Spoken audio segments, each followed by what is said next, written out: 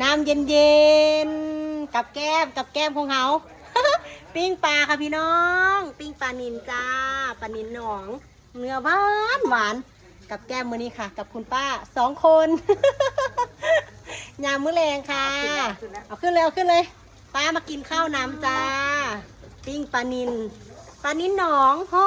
อมเนื้อหวานค่ะพี่น้องขานี่ปิ้งฮ้อนๆเลยค่ะปิ้งฮ้อนๆแบบนี้กับแก้มแซ่บเดี๋ยวสน้อยขอกินน้ำจากกืนก่อนเด้อ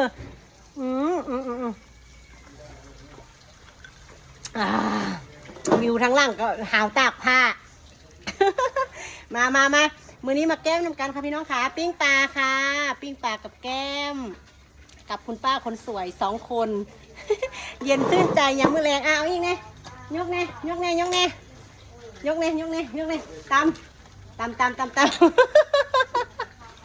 มาจ้าน้ำเย็นชื่นใจ